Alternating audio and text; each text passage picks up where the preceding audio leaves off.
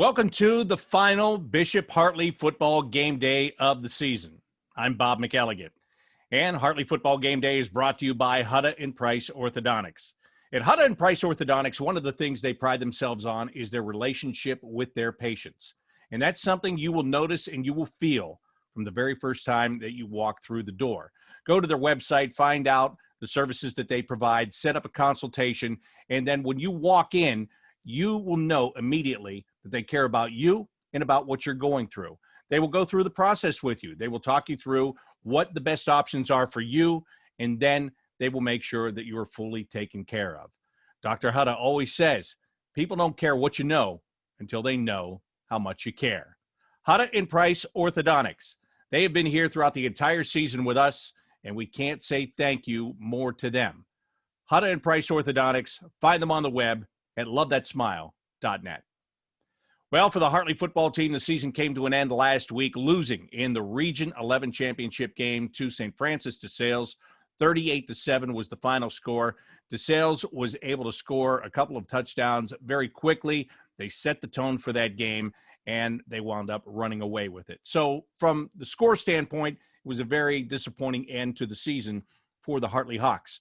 But we've got to break it down a little bit further than that. In the 10 games that Bishop Hartley played, they finished 6-4, and they gained incredible experience. A team that was young when it began matured as it went along, and that sets it up for the future. Here to talk about this past season and about that future, I bring in the head coach of the Hartley Hawks, Brad Burchfield. Well, Brad, last week, your season came to an end, and I know it's very disappointing. But I've got to ask you, you go into a game against a team that you played twice during the regular season, only 5 points total separated those two games, and all of a sudden you get beat 38-7 in the final meeting. Is it tougher to lose in a close game or get blown out like that with your season on the line? Yeah, I don't know what people want me to say or the popular answer, so I'll just be honest. And it is much better. It's much easier, not better. It's never better to lose, no matter what. It's much easier when a team beats you. When a team thoroughly beats you. I mean, listen, they played better than us. They had the better team this year. There's no question about that. We gave it our best. We tried to play different styles of games because we thought that would at least give us a better chance to win, and it didn't. So you tip your cap to them. And honestly, when a team beats you, when they're able to, they beat us, they coach better than us. Let's start there. And, they played better defense, better offense. I mean, they did better than us. So you tip your cap. You look back at the season, and what a great, great season it was. I'm so proud of this season. I always will be. And then you take a little rest and you get ready to get back at it next year. How was the mood on the sidelines when they get a couple of quick scores and they get up? And, of course, one of the things that was a dagger early in that game was the fumble that gave them the ball back inside the 20-yard line. They turned it into points. Once you get down by a couple of touchdowns, your team is built to run the football and burn up the clock and not to really go down the field and score quickly, although you did. You had a nice the touchdown you did score. Trey Saunders picked up a lot of yards on one run. But, all in all, what was the mood like on the sidelines, especially for a team that, again, they have matured a lot this year, but on paper they were still young. They're kind of going through a lot of this stuff for the first time. How was it when you were down by a couple of touchdowns? It really was. I thought we felt like we were still okay. We were only a play away. We were, a play away on offense. We were a play away on defense. We had them third and long, and they hit a great pass to their really nice receiver. And, we were kind of hanging in there, and if we could make some corrections, we would be okay. But in the end, as the game wore on, they just played better than us.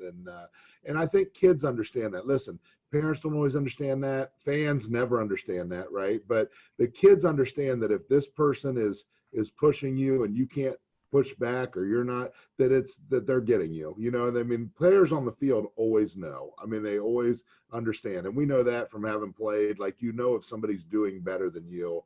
And doesn't mean you accept it, but you work hard to get better and you hang in there. But the kids were okay. We had a great senior leadership. I mean, tremendous senior leadership. We had a young football team, there's no question.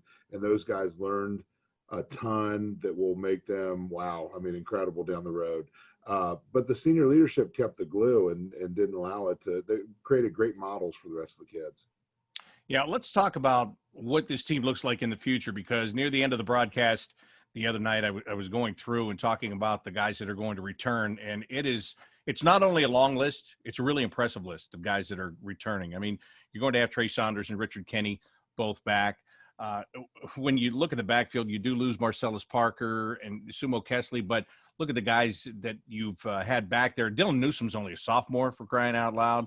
You've got Niall Johnson that comes back. Sherrod Bowens is another big body that's going to come back there. Your quarterback is only a sophomore. On the defensive side of the ball, you had some sophomores playing big roles on your defense. I mean, this is a team, as you said, this was a great learning experience. This is a team that went all the way to the regional championship. And now many of these guys are going to come back next year as juniors and seniors with that experience. And first of all, expect to get back to there. And second of all, expect to go beyond that.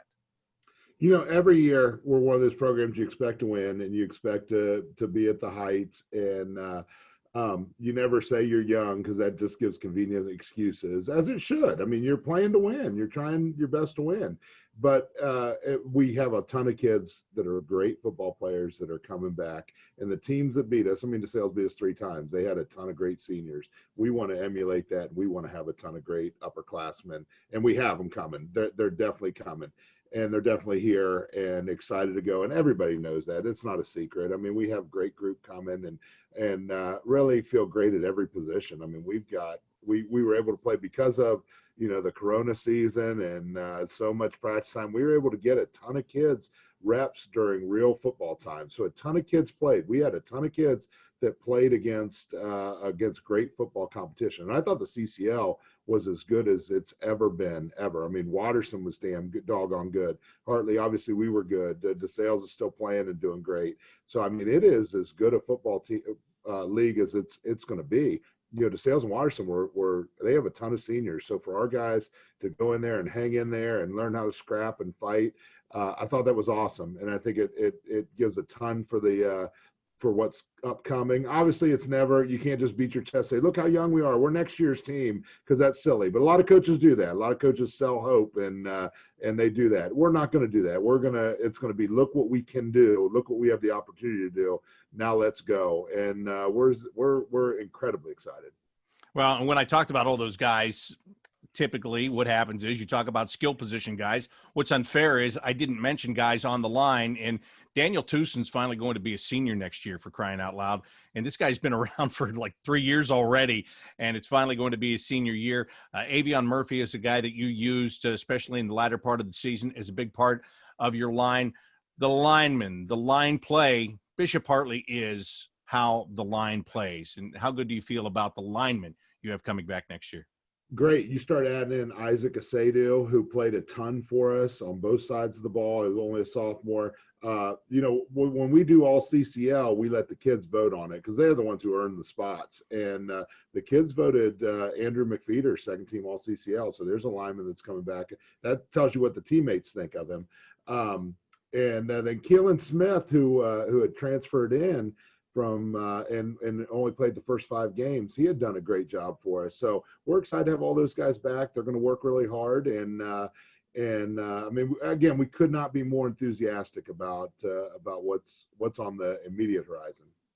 All right. So on the outside, well, first of all, let me ask you this. You got to play 10 games this year. I mean, the way the OHSAA was set up, everybody could play 10 games. And there were teams that got beat in the first round of the playoffs, and they were trying to find other teams to play to get to their 10.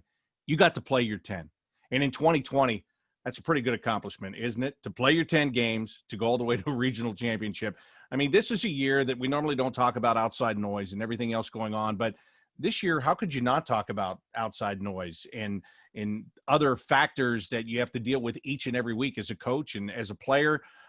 You don't know what's going on from one day to the next. So how big of an accomplishment is that in itself to get through your entire season, to do it with a winning record, and to have yourselves in a position where you could have won a regional championship? Yeah, now that the season's over, I can be 100% truthful. So here comes all the good stuff. Listen, I can't even begin to tell you how difficult this year has been. It has been incredibly difficult. And that's before you even do. Obviously, we had, Coach Wooten's passing and our great player, Jake Skelly, and great leader not being able to play. I mean, any one of those instances in itself would be just so overbearing.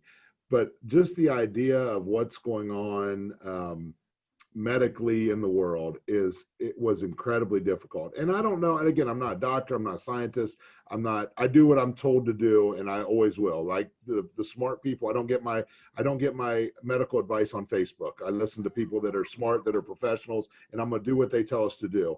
But just the overall kind of cloud and fear that hangs over everything just makes it incredibly difficult. I mean, I don't know that I can even emphasize that enough. And I don't mean that for us, regional runner-up, one of the last 8 teams playing for the title, and that was a great year and good job. Even if you were 0-10, the job that every coach and every kid did in Ohio is incredible, because it was so difficult. Now I say that, and I make sure I say this, and I can emphasize that with our teachers, because of course it's difficult in the classroom, and it's going to be difficult in every aspect, but we're getting through it. I mean, we are getting through it. It's not a question of if, but it's a question of when. So we're going to get back, but it's going to be difficult from there.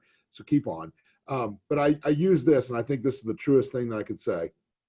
March, April, May, June, life was pretty easy. We were hiding in our basement, and eventually you came back on for the playoffs, and we loved it, and we were able to eat a lot of food and watch games, and it was great.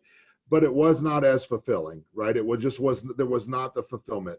Once we got back with the team, it was incredibly difficult. It wasn't easy anymore. It was 180. It was incredibly difficult, but it's so fulfilling. It's so fulfilling to have our students in the classroom. It's so fulfilling to have the kids on the field. It's still really, really hard. You're just working every minute of every day to keep the kids safe, but it's so fulfilling to be around them and have a team. So that's the great stuff. And at the end of every season, I make a list of things that I'm always going to remember this team about.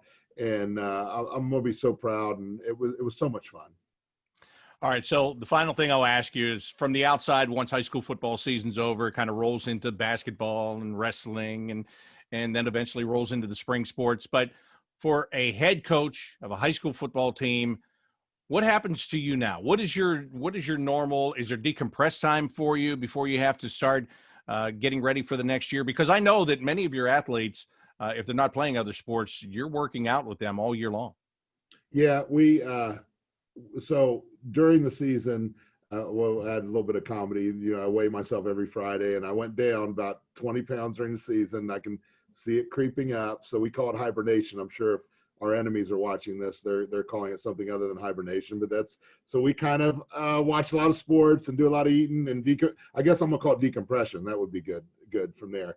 But we do a lot of learning, and we get back to reading and studying and self-studying, and we get right back in the weight room. I mean, we're going to open up the weight room. It will look different. The weight room will look different. It won't be as many games and competitions as it used to be, but it's going to put an emphasis on us getting bigger and stronger. I mean, these kids know that they have an opportunity to be the very best team in Ohio next year. And I don't say that with any kind of false humility. Like, they have every opportunity to do those things. So now it's that work that's going to drive it every day. So as a coach, you spend a lot of time learning and identifying what it is you need to get better, and then putting it into action. And that's a lot of fun. Listen, everybody's first team in the off season. Everybody has a chance to play and contribute. So there's a ton of excitement, and this off season is going to be awesome. I can't wait. We're going to make it better than ever. Well, Brad, I really appreciate you taking the time to do this every week. It's invaluable.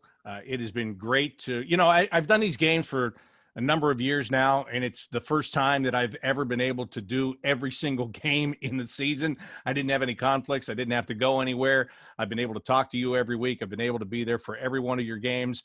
And I just want to say thank you, because I really appreciate it. I appreciate these conversations every week.